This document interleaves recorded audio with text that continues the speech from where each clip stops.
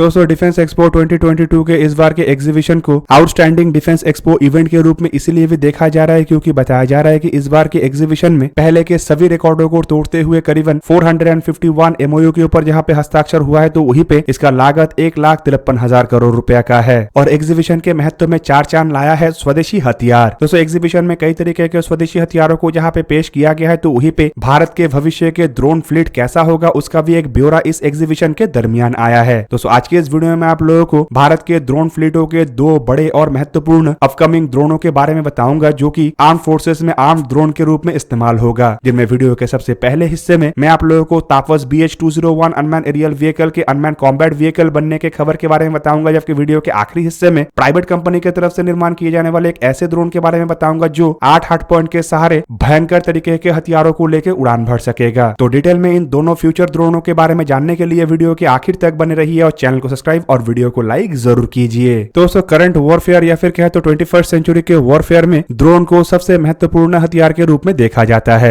Nagano Karabakh के लड़ाई में ही यह साबित हो गया था कि किस तरीके से ड्रोन संपूर्ण लड़ाई के रूप को ही बदल सकता है। और दोस्तों यूक्रेन और रशिया की लड़ाई में भी पूरा दुनिया को पता चल गया है कि लड़ाई के रूप बदलने में ड्रोन का भूमिका कैसा होगा। और इस कारण अब इंडियन आर्म फोर्सेस में भी एक के बाद एक नए और आधुनिक ड्रोनों को शामिल करने का जहां पे काम किया जा रहा है तो वहीं पे इंडिया के लिए घातक और हाईली टेक्नोलॉजिकल कैपेबिलिटी वाले ड्रोनों का भी निर्माण किया जा रहा है। दोस्तों ऐसे ड्रोनों को निर्माण करने के काम में सबसे आगे है defence research and development organisation. और defence research and development organisation की तरफ से डिफेंस एक्सपो के दरमियान ये जानकारी दिया गया है कि tactical airborne platform for aerial surveillance beyond horizon 201 मतलब तापस BH-201 अनमैन एरियल व्हीकल के एक आर्म वेरिएंट को अभी डेवलपमेंट का काम DRDO की तरफ से किया जा रहा है। मतलब अब तक जो तापस BH-201 अनमैन एरियल व्हीकल को हम सर्वेलेंस ड्रोन के रूप में जानते थे, इसके अब एक आर्म वेरिएंट मतलब कॉम्बैट वेरिएंट भी होगा जो कि हवा से हथियारों को भी दाग सकेगा। जबकि दोस्तों दूसरी तरफ इसके जो अनआर्म्ड वेरिएंट है मतलब तापस के जो सर्वेलेंस वेरिएंट है उसे लेके भी DRDO के अधिकारियों की तरफ से कंफर्म किया गया है कि इसके डेमोन्स्ट्रेशन के दरमियान जो बेंचमार्क परफॉर्मेंस था उसे पूरा किया गया है। अनआर्म्ड वर्जन के तापस BH-201 ड्रोन के कई सारे डेवलपमेंट ट्रायल को जहां पे समाप्त किया गया है तो वहीं पे इसके कुछ और लिमिटेड टेस्ट बाकी है जिनमें ड्रोनों को 30,000 फीट के ऊंचाई में फ्लाई कराना है। बताया जा रहा है कि सभी टेस्टों को आने वाले साल के अगस्त महीने में मतलब अगस्त 2023 तक कंप्लीट भी कर लिया जाएगा। दोस्तों यहाँ पे आपके जानकारी के लिए बता दूं कि तापस BH-201 अनमैन एरियल व्हीकल केवल मात्र स्वदेशी ड्रोन नहीं है बल्कि ये एक ऐसा सोल्यूशन है जो इंडिया के पैसे को भी बचाएगा, क्योंकि इस श्रेणी के जो medium altitude long endurance drone defence के जरूरतों को पूरा करने के लिए एक्सपोर्ट मार्केट में अवेलेबल है, उसके मुकाबले में तापस BH-201 अनमैन एरियल व्हीकल करीब 40% तक सस्ता होगा। मतलब लगभग एक ड्रोन के कीमत में 2 ड्रोनों को आर्म फोर्सेस के बेड़े में शामिल किया जाना संभव हो पाएगा। और दोस्तों इसके सक्सेसफुल टेस्ट और परफॉर्मेंस को देखते हुए ही और इसके सस्ता होने के कारण ही लॉजिकली इन ड्रोनों को आर्म ड्रोन में बदलने का इरादे के तहत आगे बढ़ा जा रहा है। हालांकि दोस्तों इसके अलावा ADE मतलब एरोनॉटिकल डेवलपमेंट एस्टेब्लिशमेंट जो कि भारत में ड्रोन एयरक्राफ्ट क्रूज मिसाइलों के ऊपर काम करता है, उसके तरफ से तापस BH-201 के टेक्नोलॉजी के इस्तेमाल करके एक और भी सस्ते और सिंगल इंजन के ड्रोन के ऊपर काम किया जा रहा है। हालांकि दोस्तों डिफेंस एक्सपो 2022 के दरमियान इस तरीके के ड्रोनों के भी स्केल मॉडल प्रदर्शित किया गया है। रिपोर्ट के मुताबिक एक इंजन वाले ड्रोन होगा जिनमें ज्यादातर टेक्नोलॉजी तापस BH-201 अनमैन एरियल व्हीकल से ही इनहेरिट किया जाएगा। इवन इसके भी आर्म वेरिएंट होगा। तापस BH-201 जहां पे थोड़ा अधिक ऑल्टीट्यूड तक जा सकेगा तो वहीं पे दूसरे जो हल्के वजन के ड्रोन का निर्माण किया जा रहा है जिसे अब तक नामकरण नहीं दिया गया है वो थोड़ा कम ऑल्टीट्यूड में काम कर सकेगा। रिपोर्ट के मुताबिक इन ड्रोनों को प्राइस सर्विस मतलब आर्म फोर्सेस के तीनों अंगों को ऑफर किया जा रहा है। हालांकि इसके अलावा ADE और हिंदुस्तान एरोनॉटिक्स लिमिटेड 2 अन्य separate high altitude long endurance class के ड्रोनों के ऊपर भी काम कर रहा है, जिनमें एक टर्बोप्रॉप इंजन वाले ड्रोन होगा तो वहीं पे दूसरा जेट इंजन वेरिएंट का ड्रोन होगा। दोस्तों चलिए अब जानते हैं वीडियो का दूसरा हिस्सा मतलब प्राइवेट कंपनी की तरफ से निर्माण किए जाने वाले उस घातक ड्रोन के बारे में जो काफी अधिक मात्रा में भयंकर हथियारों को कैरी करने का समर्थ होगा। दोस्तों यहाँ पे जिस प्राइवेट कंपनी का जिक्र किया जा रहा है वो असल में पारस एरोस्पेस है, जो कि Paras defence and space technology limited का एक हिस्सा है और ये एरियल व्हीकल मतलब हवा में उड़ने वाले इक्विपमेंटों के ऊपर काम करता है। पारस एरोस्पेस की तरफ से डिफेंस एक्सपो 2022 के दरमियान अपने एक नया ड्रोन के कॉन्सेप्ट का अनाउंसमेंट किया गया है और इसका एक तरीके के कहे तो डिजाइन को भी प्रदर्शित किया गया है। बेसिकली दोस्तों कोई स्केल मॉडल या फिर कहे तो कोई प्रोटोटाइप के तहत डिजाइन को नहीं दिखाया गया बल्कि इसका एक छवि को प्रदर्शित किया गया और छवि के साथ साथ इसके कई तरीके के जानकारी भी पब्लिक में अवेलेबल किया गया। रिपोर्ट के मुताबिक पारस एरोस्पेस की तरफ से एक नया तरीके के हाई ऑल्टीट्यूड लॉन्ग एंड्योरेंस श्रेणी के अनमैन कॉम्बैट एरियल व्हीकल मतलब आर्म्ड ड्रोनों के ऊपर काम किया जा रहा है और पारस एरोस्पेस का यह भी दावा है कि ये जो आर्म्ड ड्रोन है ये संपूर्ण रूप से देश में ही रिसर्च, डिजाइन एंड मैन्युफैक्चर किया जाएगा। दोस्तों ये हाई ऑल्टीट्यूड लॉन्ग एंड्योरेंस श्रेणी के ड्रोन होगा और कंपनी का क्लेम है कि ये 8 हार्ड पॉइंटों से लैस होगा, मतलब 8 अलग अलग जगह होगा इस ड्रोन में जहां पे हथियारों को लगाया जा सकेगा। ये 2 इंजन से लैस होगा और बताया यह भी जा रहा है कि दोनों ही इंजन टर्बोप्रॉप इंजन होगा। पारस एरोस्पेस का यह भी क्लेम है कि ये जो ड्रोन है ये 5 टन कैटेगरी का ड्रोन होगा, जिसमें करीब करीब 1 टन के पेलोड को इन 8 हार्ड पॉइंटों में लगाया जा सकेगा। पारस एरोस्पेस की तरफ से यह भी क्लेम किया जा रहा है कि इसमें इलेक्ट्रॉनिक सपोर्ट और काउंटर मेजर सिस्टम के साथ साथ dual satellite communication system, air to air radar, collision avoidance system, national advance synthetic aperture radar जैसे इक्विपमेंटों को लगाया जाएगा। जबकि इसके अलावा इसके जो इमेज को दिखाया गया है उससे यह भी पता चल रहा है कि इसमें ईओ पॉड मतलब इलेक्ट्रो ऑप्टिकल टारगेटिंग पॉड्स को भी माउंट किया जा सकेगा। दोस्तों ऐतिहासिक रूप में अगर देखा जाए तो पारस एरोस्पेस अब तक एरोस्पेस के सेक्टर में कई सारे कंपनियों के साथ काम कर चुका है, जिनमें ISRO, Bharat electronics limited, even DRDO भी शामिल है। इन कंपनियों के साथ मिलकर पारस एरोस्पेस की तरफ से कई तरीके के ड्रोन और ड्रोन रिलेटेड टेक्नोलॉजी के ऊपर काम किया जा चुका है, जिनमें मिलिट्री ड्रोन भी शामिल है। और रिपोर्ट के मुताबिक पारस एरोस्पेस के द्वारा अब तक मिलिट्री ड्रोन और ड्रोन रिलेटेड पार्ट्स का निर्माण किया जा चुका है, जिनमें मिलिट्री एप्लीकेशन के अलावा एग्रीकल्चरल एप्लीकेशन, सर्वे मैपिंग जैसे काम तक शामिल है। हालांकि दोस्तों खबर यह भी है कि पारस एरोस्पेस की तरफ से डिफेंस एक्सपो 2022 के एग्जीबिशन के दरमियान अपने ये नया ड्रोन के अलावा और भी कई तरीके के ड्रोनों को शोकेस किया गया है। जबकि यह भी खबर है कि पारस एरोस्पेस असल में डिफेंस एक्सपो 2022 के दरमियान booth number 14V hall number 9 में अपने सभी प्रोडक्टों को प्रदर्शित किया है। हालांकि दोस्तों कुछ अन्य रिपोर्टों में यह भी दावा किया जा रहा है कि पारस एरोस्पेस के ये जो कॉम्बैट ड्रोन है ये करीबन 7,500 किलोमीटर के रेंज तक अपने पेलोड के साथ उड़ान भरने में सक्षम होगा। ड्रोन लगभग 280 किलोमीटर के क्रूज रफ्तार में उड़ान भर सकेगा, जबकि इसके अधिकतम रफ्तार 400 किलोमीटर पर आवर तक होगा। इन ड्रोनों को लेकर यह भी दावा किया जा रहा है कि ये 10,000 मीटर से भी अधिक ऊंचाई में उड़ान जहां पे भर सकेगा तो वहीं पे ये 25 घंटे तक लगातार उड़ान भरने में सक्षम होगा। पारस एरोस्पेस की तरफ से आर्चर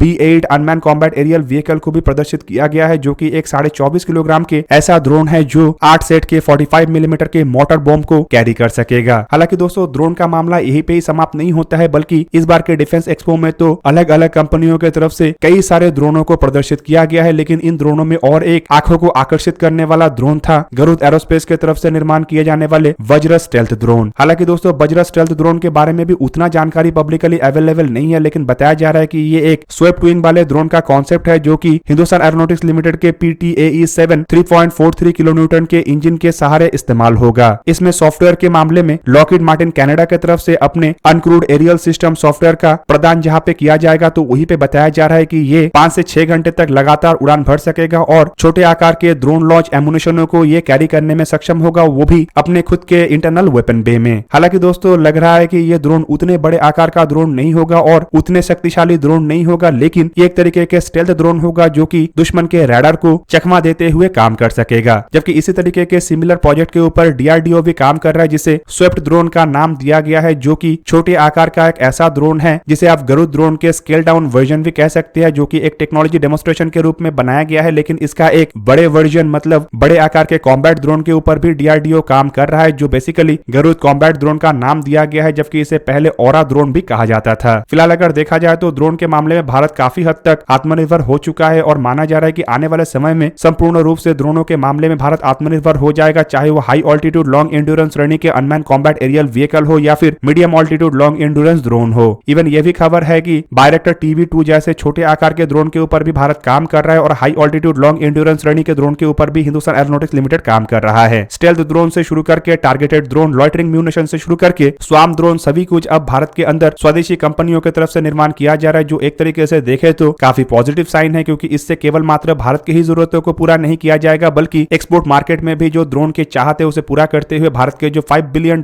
के डिफेंस एक्सपोर्ट के इरादे है उसे भी एक तरीके से संपूर्ण किया जा सकेगा। तो दोस्तों ये था आज का वीडियो। अगर आपको वीडियो अच्छा लगा तो लाइक कीजिए और मेरे चैनल को सब्सक्राइब कीजिए और साथ में बना हुआ बेल आइकन को भी प्रेस कर दीजिए ताकि आप मेरा वीडियो देख पाए सबसे पहले। जय हिंद।